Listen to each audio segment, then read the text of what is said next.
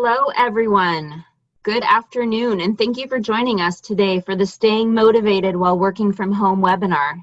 I'm Karina Garnis from the UNH Office of Alumni Relations, and today we're joined by Jaime Weatherby, Director of Career and Professional Success at UNH Manchester.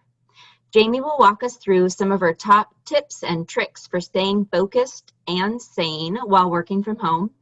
As the Director of Career and Professional Success for UNH Manchester, Jaime supports new graduates in their transition from student to young professional. Some of you may remember Jaime from her time with UNH Alumni Relations, where she offered professional development programming to alumni and supported the online webinar series, Wildcat Wisdom Online. Outside of UNH, Jaime runs Weatherby Media, a digital marketing company supporting small businesses to build their brands online. Her work has made her passionate about focus and efficiency, especially when working from home and juggling multiple priorities. Jaime holds a bachelor's of science in psychology from Northeastern University and a master's of science in project management from Granite State College. Jaime will be sharing a lot of useful information with us today, so don't worry if you feel you missed something.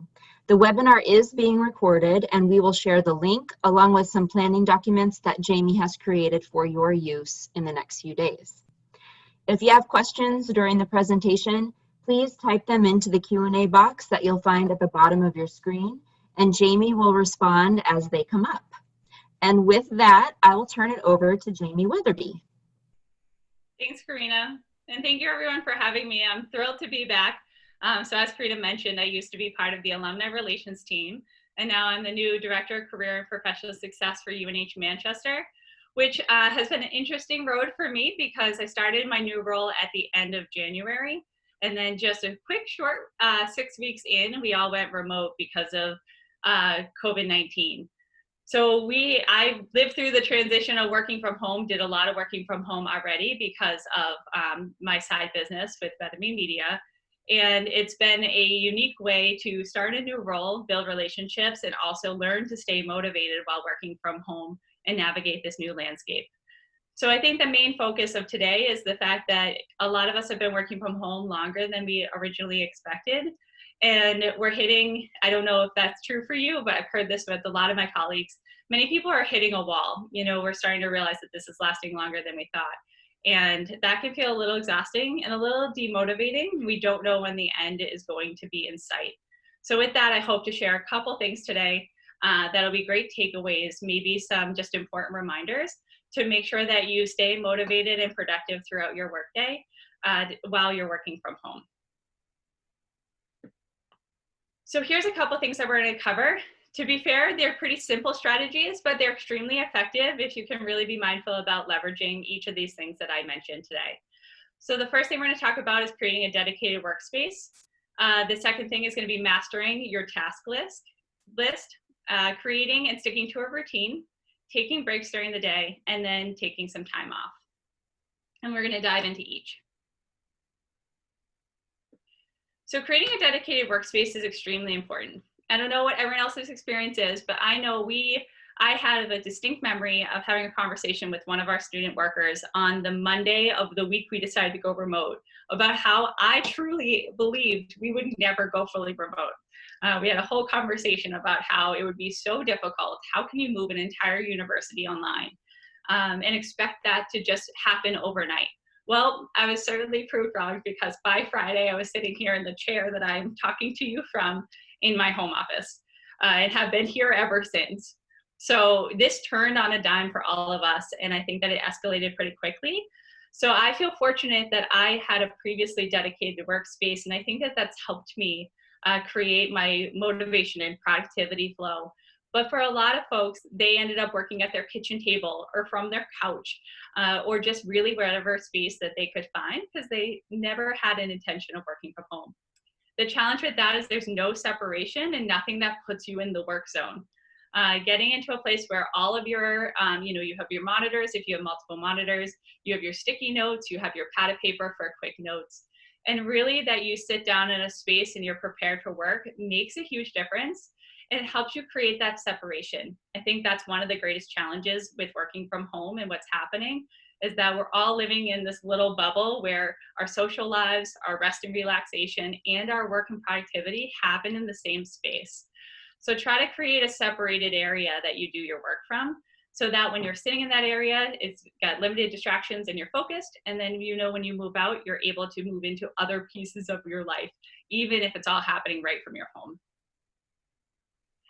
The other thing that I've heard repeatedly, a huge challenge is that when everyone's working from home, a lot of times your spouse or your partner or your roommates are also there, your kids are there, everybody's stuck together in the house.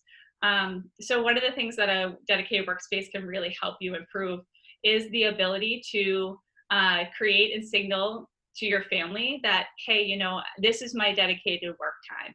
So when you're in that space, if you let your family know this is where I'm going to do my work, it makes it a little bit clearer to them that you're working, and you're able to create that separation so that maybe you don't get interrupted quite so often as you would if you were sitting on the couch or the kitchen table. And another thing that's really important about that, it's actually a really great benefit to your family too. One of the things that I know is really draining, and I think I felt this way at the beginning of the quarantine, is that you weave in and out of personal time, family time, and work time, and it all just blends together, and it feels constant. And I never felt present anywhere. So when I really made a point to say, okay, I'm going to go sit in my office and I'm working now, and then when I take a break, I'm going to separate, or when I'm spending time with my husband or with my family, I'm going to separate from the workspace that I've created. It allowed me to be much more present in both places. And I was way more efficient at work. I felt much more motivated at work. I felt less anxiety and stress because I wasn't pulled in so many directions. And truthfully, it actually made a better relationship with my family while I was here, because when they had my attention, they had my full attention. And that makes a big difference. Also, when you sit at a designated space, it creates a natural start and stop to your workday, or natural start and stop to the work segment in the stretch of time that you've dedicated to work. I don't know about you, but I felt a little bit like that notepad in the picture that said, you never stop working. Again, because it's all happening in the same space when you're working from home. It's easy to feel like you're always checking your email, or it's just constant, you know, your computer's right there, there's no degree of separation. So creating that dedicated workspace really allows for that natural separation to go from I'm sitting here and I'm doing my work and now I'm stopping working. I think that's one of the biggest challenges, is really creating that stop in your workday so you don't burn out and you can stay motivated. And having that dedicated workspace really can help with that. The second thing I'd love to dig into is mastering your task list. So for me, I know that if I show up and I feel like all over the place, I feel scattered, I don't know what to get done in a day, and I don't have a strategy of how I'm going to make the most out of my day, I find it really demotivating. By mid-afternoon, if I haven't gotten a lot done, or I feel like I've been working and working but not making progress, I end up feeling, you know, frustrated and over the workday and really just ready to move on with whatever I had for evening plans, or really just sick of it. And that's not the best way to go. So mastering your task list is going to actually help you make progress in your work, so you feel motivated because you're checking things off that to-do list and you're making it happen. So mastering your task list really starts the day before. I'd recommend setting the last 30 minutes of every workday aside so that you can map out the next day.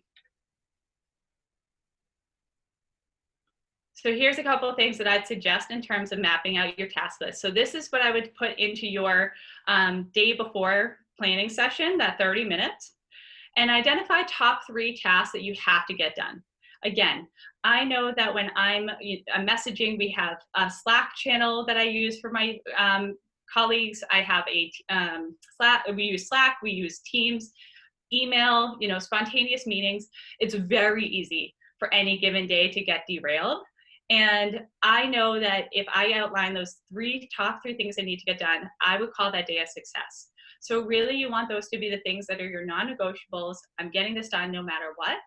And then you can list out and review the smaller tasks that you want to finish. It doesn't mean you can't get more than 3 things done in a day. What you want to do is just make sure you don't get less than 3 things done in a day. I have a question. Oh, I have someone saying they totally agree about the personal space. Fantastic. It does make a huge difference to have that separation. Thank you so much, Jacqueline. And then when we talk about the smaller tasks, so those can be things like that you don't want to forget. So I'm going to schedule an appointment with or a meeting with, one of my colleagues to discuss, summer plans, or I need to get back to this person in email, or I need to get this quick task done. But maybe it's not that top 3. If it doesn't happen, it's not the end of the world. The other thing I really like to do, because it helps me put myself in a headspace for the day, is to write out and review your scheduled appointments for the next day. I know for me, I have a lot of Zoom meetings. So for example, it feels a little different if I know that I'm going to be giving a Zoom presentation one day, to 100 people, versus I'm really just plugging away on my task list and maybe having a few quick one-on-ones with my internal team. So I want to be ready for that. It changes my morning routine. It changes how I show up for work, whether I'm in a headspace of just, cranking through my projects, or I'm trying to be on camera presenting. And I want to make sure I'm ready for that. And that really starts that day before. And the other piece is you want to add into that scheduled list when you're going to work on your top 3.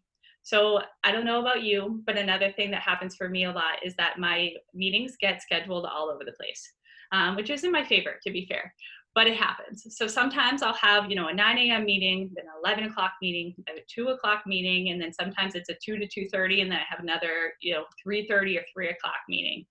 And with those, it's sometimes when you hit a short, quick start and stop, it's easy just to waste that time.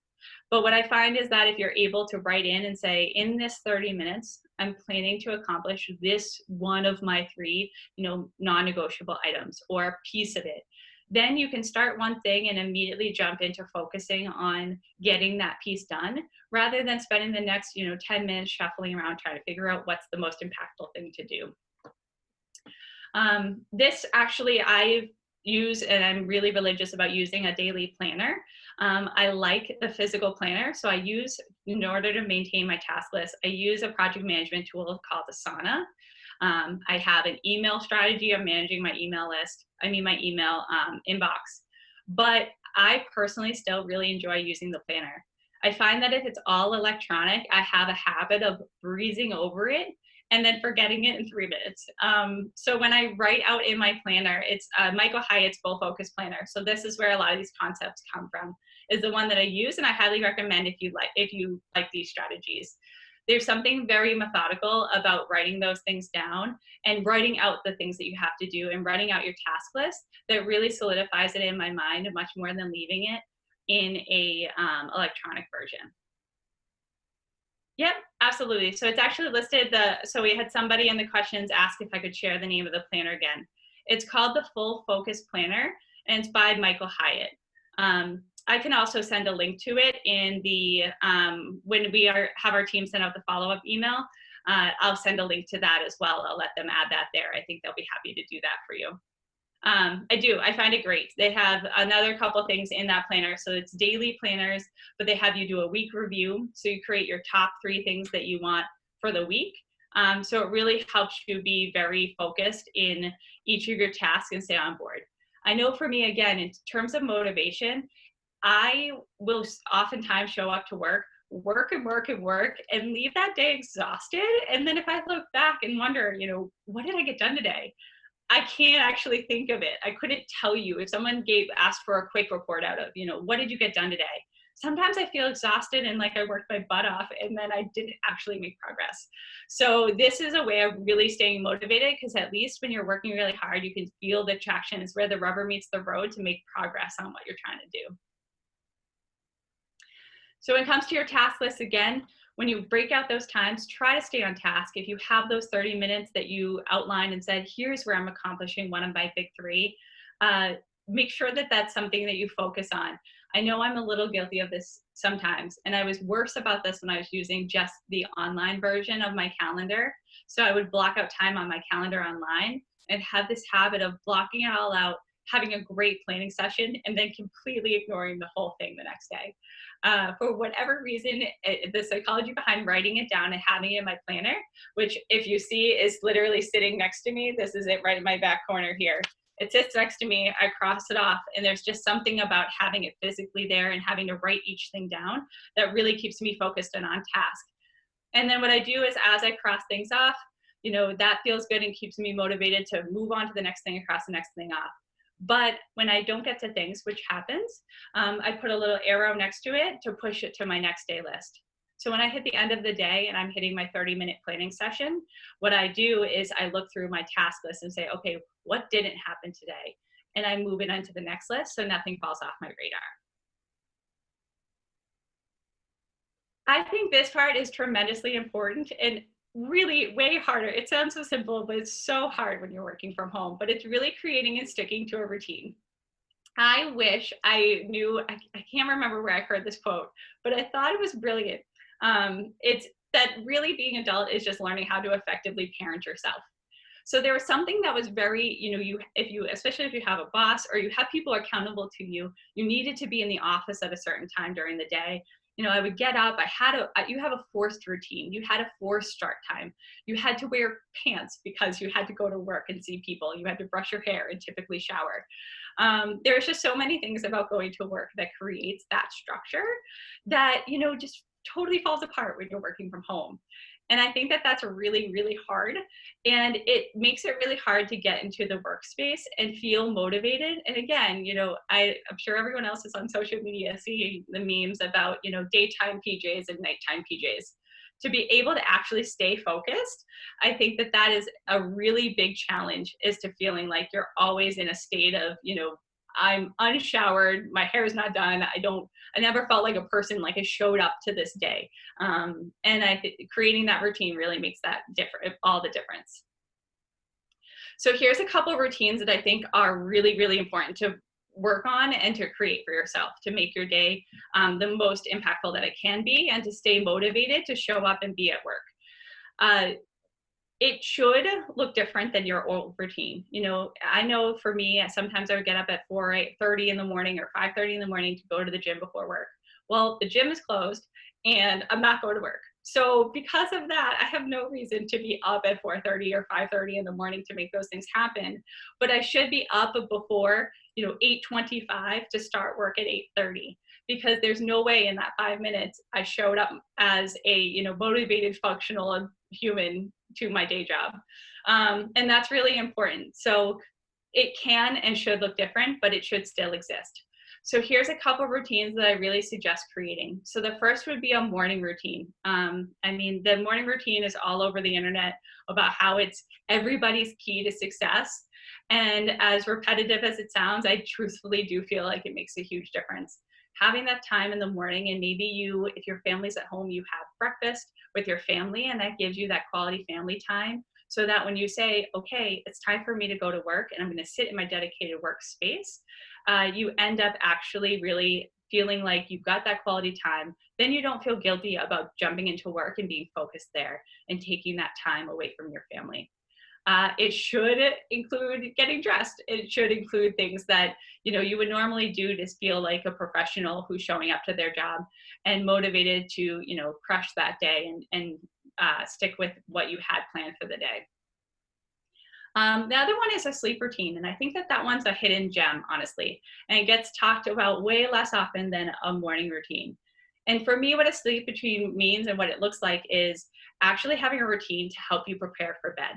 So when we hit a point where we've been all working from home, about 2 weeks ago, I'd argue, myself and all my colleagues started to hit a little bit of a wall when it came to working from home, and the stress around the coronavirus, the stress about things opening, about trying to balance, homeschooling kids, and all of the things that really have just escalated and become really challenging about the situation.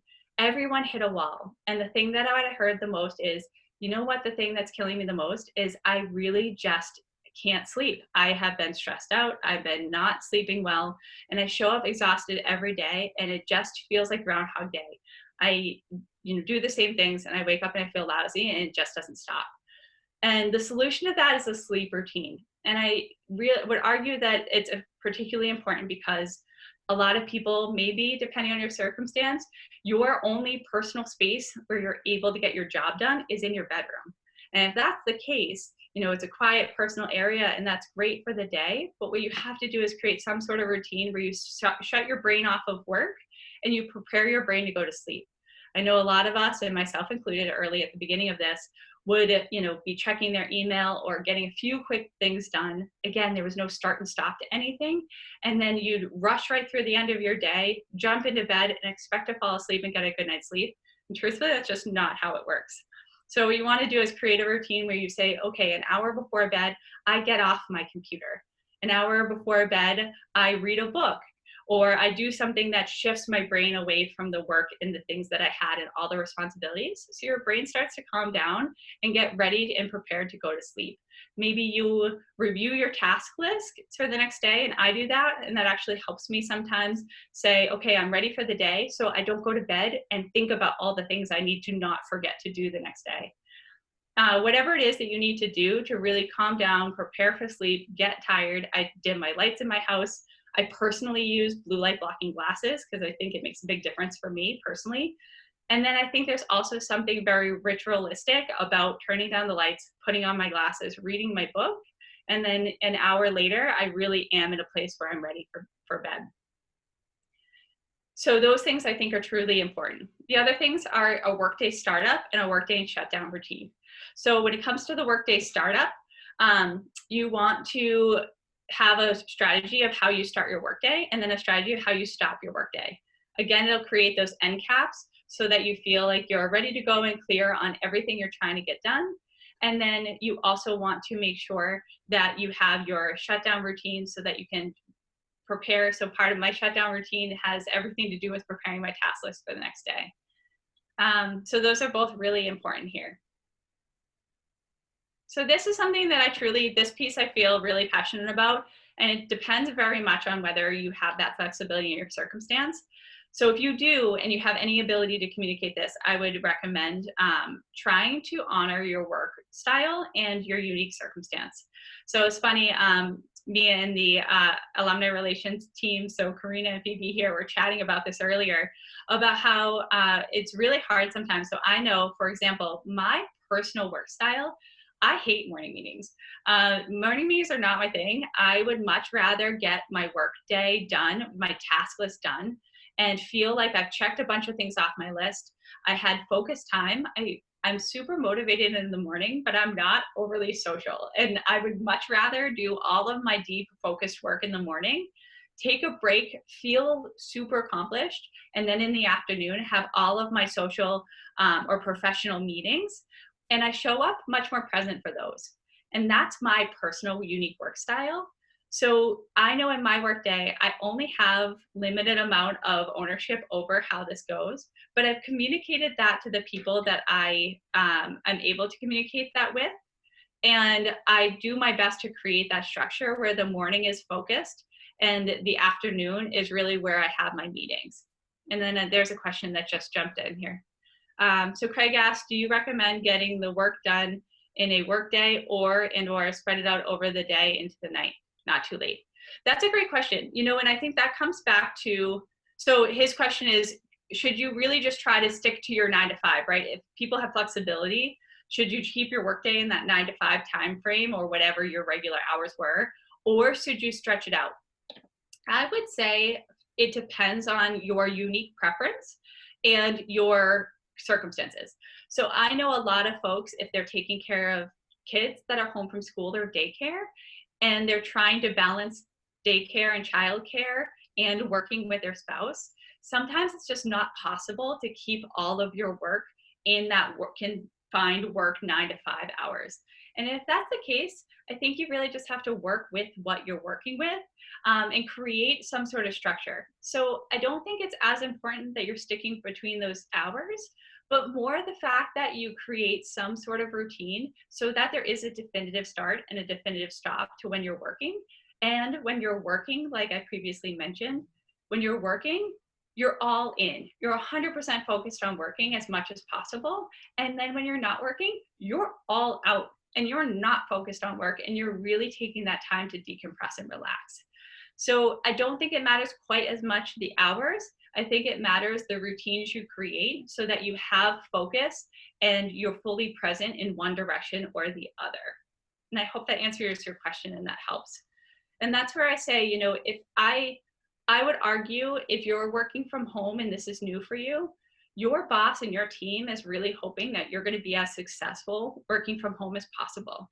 So if you find that you're really preferring one schedule, awesome. Thanks, Greg. I'm glad that helped.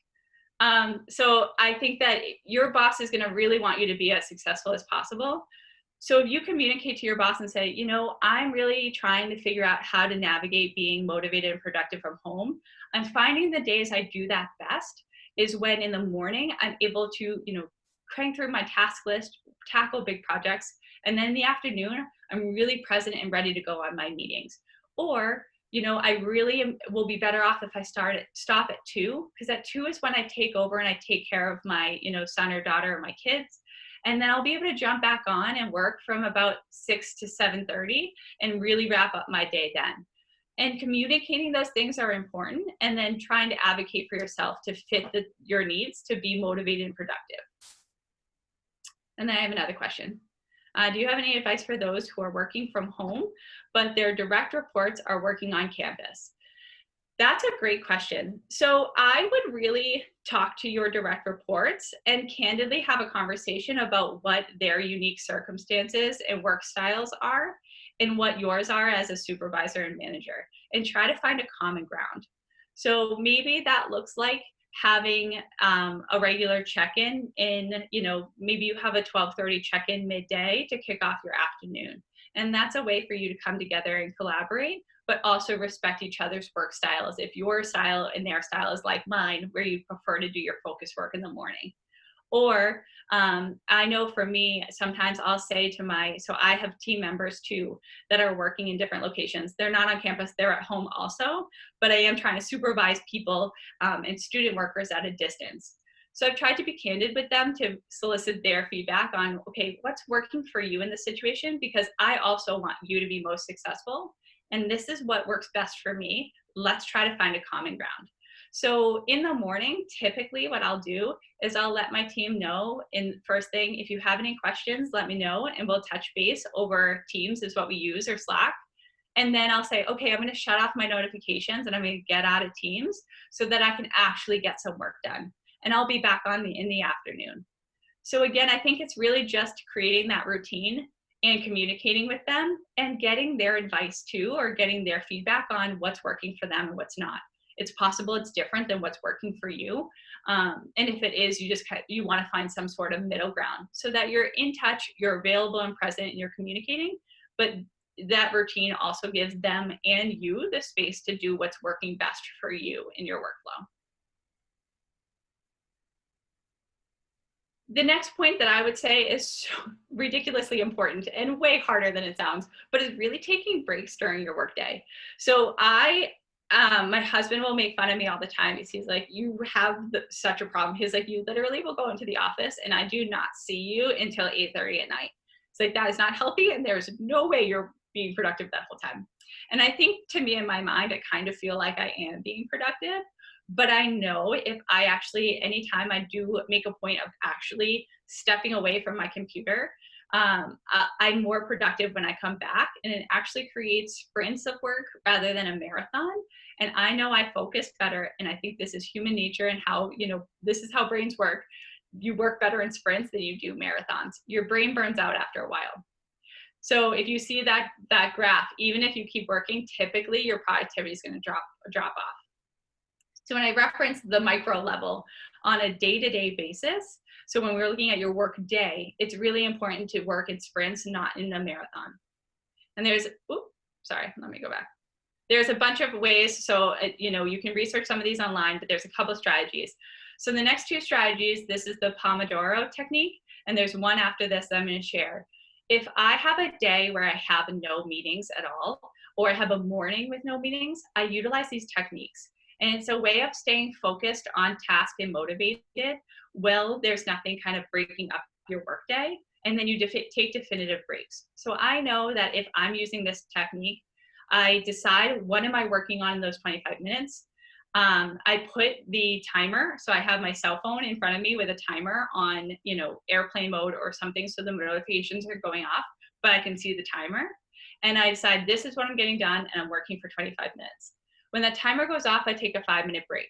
And then if at 20 minutes I realize, oh shoot, I need another cup of coffee, I wait those 5 minutes and I go get it in my break, and I really honor that time to be focused and getting my work done. And then I honor my break and I get up and I walk away.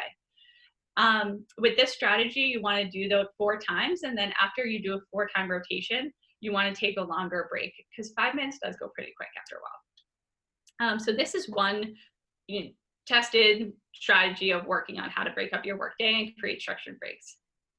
I think this one's really random, but it seems to be very popular. But this 52 to 17 rule, I say it's random because where did those numbers come from? But apparently there were studies done that tracked people's computer use and their screen time. And what it found after monitoring a whole ton of people, and I can find the study and share it if that's important to anybody. But what it found is that people really would focus for 52 minutes. And at 52 minutes, no matter what, on average, everyone's attention would start to wander. They would pop open social media, they'd be searching Amazon for their next thing to buy, or they would be on their cell phone or whatever and away from their computer. So 52 minutes seemed to be another sweet spot, but then if you're gonna work that much longer, people typically need a longer break, which on average was about 17 minutes. So these are just 2 strategies. I know for me, I utilize both of these. So if I have an entire day without without a meeting, what I'll do is if I have a bunch of small things to get done, I use the Pomodoro Technique. And I do that because it gives me, 25 minutes to say, I'm going to do these, 3 quick things, and then I'm going to take a break and readjust. If I'm doing project work where I'm trying to, build this presentation, or I'm trying to do, analysis on our employer relations or whatever it is, if it's something that takes a little bit more time and a little bit deeper of thought, I'll use this technique because I find that the 52 minutes helps me really get into the groove and gives me more time where I can get into that flow state and I'm really getting things done. If I have meetings, this is the strategy that I use. So a lot of days it will look like this person's little tablet in the photo, where a meeting's all over the place, and then really trying to break it out into one of those structures, you're just like, it just doesn't work because something's always interrupting you. So what I do in this case is I break out my meetings based on, okay, well, I'm going to do focus work and work on my top 3 for the hour before my meeting. Then I'm going to have my meeting, and then I'm going to take a 15-minute break. So when I do that 30-minute planning session, that's what I do. And I plan out my breaks deliberately around my meetings most of the time if I have a day of a consistent, all over the place meetings.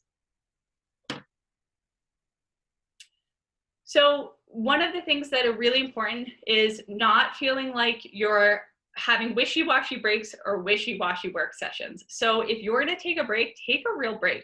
My favorite thing is to take my dog for a walk.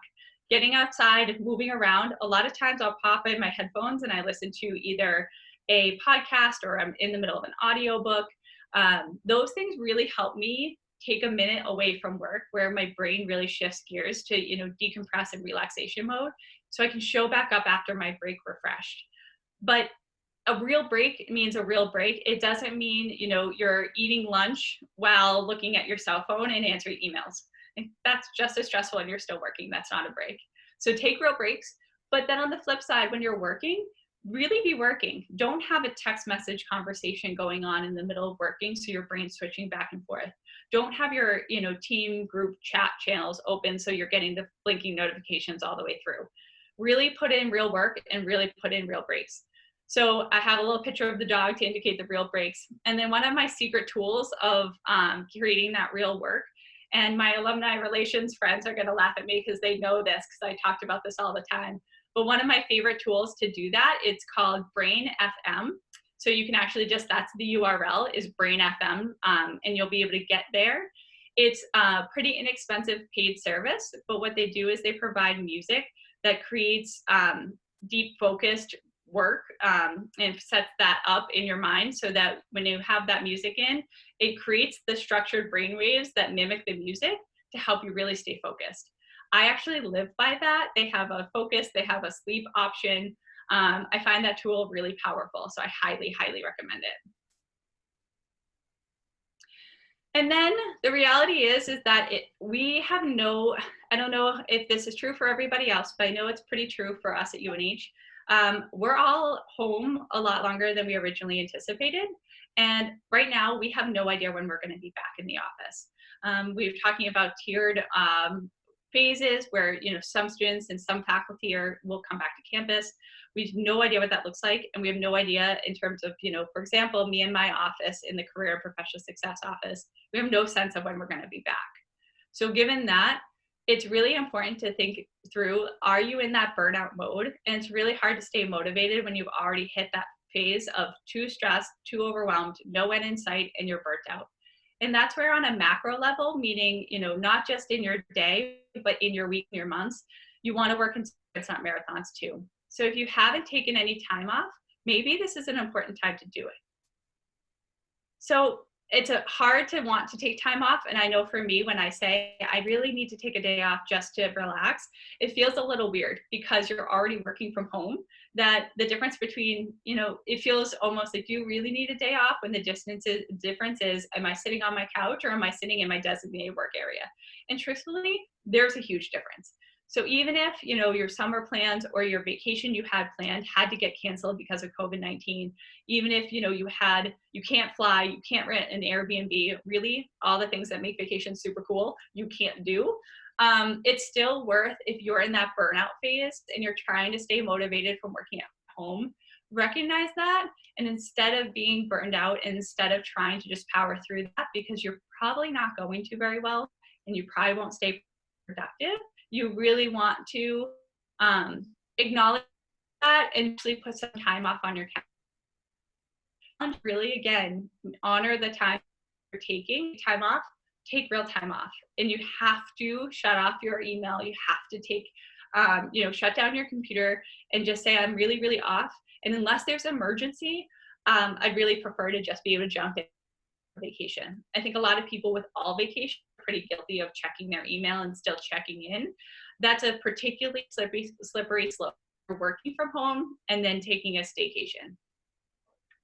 I hope everyone can still hear me. I have, my thing just popped up that said my internet's unstable, which, you know, is another fun aspect of working from home. So with that staycation, if you a couple days, take a long weekend, take a week off if you can.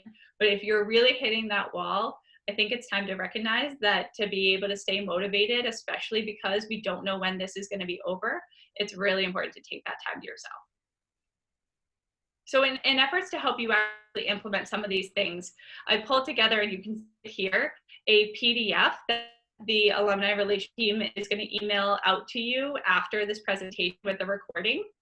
So you can use this PDF. Honestly, you can either print it out and use it every day, or you can just have, if you have a notebook or a piece of paper, you can, you know, mimic this on.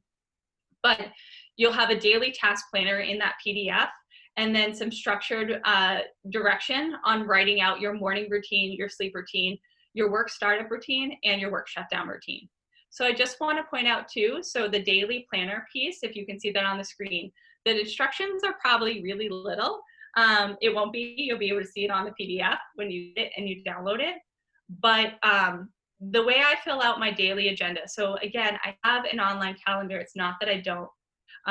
But I find I do a lot better if I write the day before what I have going on the next day.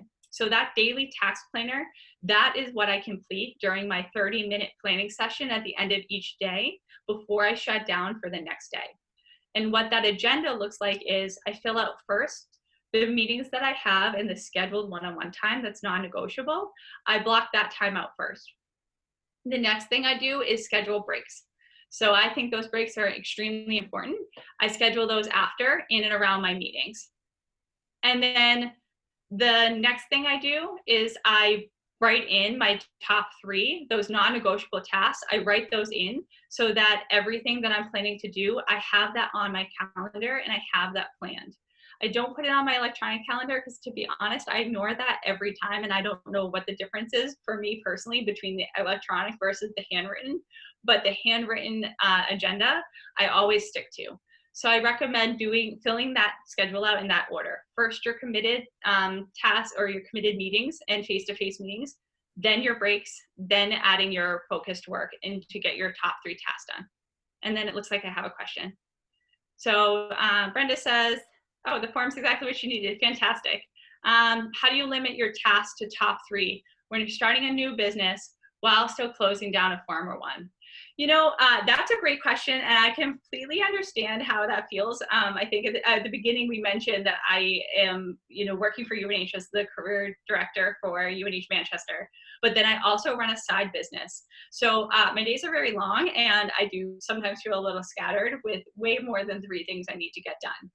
One of the things that I've actually found extremely powerful is the narrowing it to 3. The challenge is it's not that you can't get done more than 3 things. It's that if I leave this day and I didn't get those 3 things done, that's a problem. So if everything's a priority, nothing's a priority. And I think that's important to remember when you're trying to balance multiple competing priorities, that everything can't come first and everything can't get done in a day. So before I started really identifying those top 3 things, I know I would show up to every workday, and my workday, meaning both UNH and then the Weatherby media work that I would do after that. So it would be a longer than 8 hours. And I would work and I would be at my computer for 12 hours and then get at the end of the day and be like, man, I feel like I'm exhausted. I worked my butt off and I feel like I still didn't get nearly as far as I needed to. And the reality is everything can't happen in one day. So coming up with those top 3 things that are your non-negotiables, I know that I could leave the end of a really long workday. If I got those 3 things done, I would feel like that's a win. And if I could get a little bit more than that done, then I killed it that day. And I was super proud of myself. But I found that when I didn't limit it to those 3 things, where I absolutely had to finish these 3, and remember, you get 3 every day. So every day, if you start to do 3 things that you have to get done, at the end of the week, you did pretty good. You crushed 15 huge goals and tasks that you needed to do. So it's actually a pretty good amount, and it gives you a paced approach rather than feeling like every single day you didn't get enough done, no matter how much you did get done. And I know that's how I was feeling at the beginning of this and before I started implementing that top 3 rule. So that's how I kind of gauge, did I accomplish my day the way I hoped and did I not? Before, no matter what, I didn't feel like I accomplished my day. So Ruth asks, what do you do if you don't finish one of your top 3 tasks? Keep working to the night. That's a great question. And honestly, Ruth, I would say no if you have the ability not to. So it depends on what that top 3 thing is. For example, I was working on this PDF yesterday, and I really wanted to give you a handout to take some of these things and make them actionable. But my presentation with you guys for today, and I needed to get that done. So that was on my big 3 yesterday, and I finished it so that you can have that after this. And I did work into the night. It depends on what the big 3 is. If I have a big 3 that I didn't get done and it didn't necessarily, I could tackle it first thing in the morning, sometimes I will push it to the next day. I would want you to be wary of always just extending your hours to get them done, because I do think that's where burnout and demotivation happens. Jacqueline says, I start each day with a walk and tea for breakfast. That sounds lovely. Make sure every hour get up and stretch, brain work, and a walk again. I love that. So to be fair, Jacqueline, I also have a similar strategy. Again, when I'm on point with all this, that's my goal too, is the walk is a great way to kick off your day. I also find that I struggle with not moving all day long if I sit here, and that really makes the breaks powerful. So I'm glad to hear that you do something similar. Craig says, multitasking thoughts. Benefits versus drawbacks. It seems we all do this all the time. Case in point, no offense, but I'm doing it right now. Fair enough. The drawbacks are obvious. Craig, I agree with you that I personally think I I hate multitasking, and I think multitasking is the biggest offender when it comes to my personal demotivation and my lack of focus. So I know that I oftentimes will have, Mother's Day just happened, and I've had this constant stream of text threads with my siblings around what is our plan for Mother's Day that went on for multiple days. So I know I'm texting here, I would have, chat messages with my team, I would be working on something else, and then all of a sudden someone would call or an important email would pop up. And that's when, if I do things like that, that's when my attention, I feel like a ping pong ball, and it just bounces around, and I'm exhausted, and I never really landed anywhere. My recommendation at all times would always be to limit your the multitasking you do as much as humanly possible. And I think you'll be shocked to know how much of a difference that makes in terms of your productivity. So Margaret asked, do you find that both the paper planner and the computer planner feels redundant at times? 100%, and I think that's actually kind of the point. So I use my online calendar mostly as a way to communicate with other people. So they can schedule time with me, we have our meetings. I'll block out time on my calendar if I'm like, this is something I have to get done and I need to have that time to myself. I'll hard block that time on my calendar, but not for me. It's because I'm trying to communicate that to my team so that they know I'm unreachable in that moment. But when it comes to my paper planner, that's where I use my focused work to say, this is my strategy for my day. So that's more of how I use it for, internally for me to focus on what I'm doing. So yes, it is redundant because obviously the things that are on my calendar, my electronic calendar, also show up in my plan for my own personal day.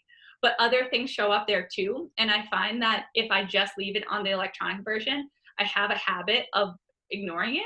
I also find that sometimes, especially with working from home, I will blow off meetings. I've done that a handful of times where if I didn't write it down and I didn't make a point to pay attention to my calendar, because everything runs together, sometimes my sense of time has been a little off with this working from home thing. And that's where the planner has helped a lot.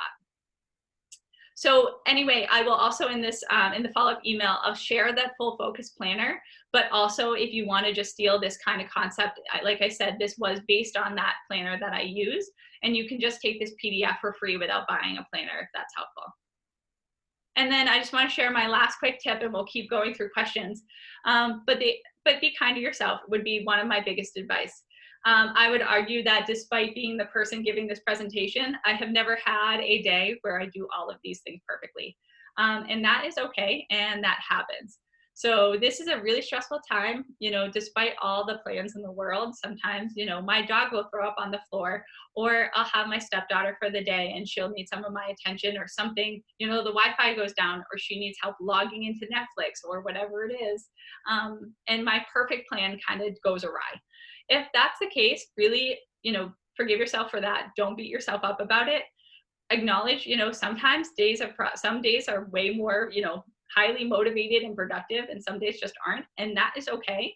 I just know that if I have a day like that or 2 days like that in a row, I really make a point to try to refocus, ground myself with that 30-minute planning session at the end of the day and end my day strong, so that I can really get after it and kind of change that momentum for the next day. And now that's everything I have. So let's keep going with the questions. So Melinda said, I find that writing things down helps me remember them. Yeah, Melinda, that's really has been a golden trick of mine that I've recently adopted. Because I would be at my office at UNH and then I would be home in my home office, I wanted everything originally online because I thought that that was going to make me more connected and streamlined between all of my competing priorities. And I was totally wrong. And actually writing it down and carrying that paper planner with me has helped me tremendously in eliminating that multitasking and staying focused and on track. So Cassandra says, how do you recommend tackling those things on your to-do list that aren't in your top 3 non-negotiables to keep putting off the next day? Great question. So obviously some things like schedule a meeting with my colleague about, upcoming graduation, I don't know, whatever it is. But scheduling a meeting or responding to emails, those things don't typically land in my top 3. because they're not that significant, but they still have to happen. What I'll do is when I go through my planning session, I'll block out my time for my top 3, but I'll usually leave myself an hour and a half for those small filler tasks, and for things that pop up. Sometimes if I schedule my entire day with no room for filler tasks, or no room for something to spontaneously pop up, like a conversation with my team about something timely, if I don't leave a little bit of wiggle room, then I'm almost guaranteed to end up bumping one of my big 3. So I try to leave a little bit of blank space in there to accomplish those smaller tasks, and also to be able to shuffle things the way I need to shuffle them. And then, is there any other questions? That was quite a bit in the hour, and I think we're getting close. And I'm just checking here on my other screen for some of the conversations. So great advice, awesome. The big 3, people feel excellent. Awesome. So it doesn't look like there's any questions over in the chat feature. Everyone's been kind of popping those into the Q&A. But let me know if there's anything else before we wrap up. Thank you so much, Jamie. This has been awesome. I learned so many useful tips and tricks, and I'm sure everybody else on the call did too. Again, thank you to everyone who joined us on the webinar today, and we will be sending out that PDF that Jamie created for everyone, as well as a link to the video. So thank you for joining us, and everyone enjoy the rest of your day. Thank you, Jamie. Awesome. Thank you. Thank you, everybody.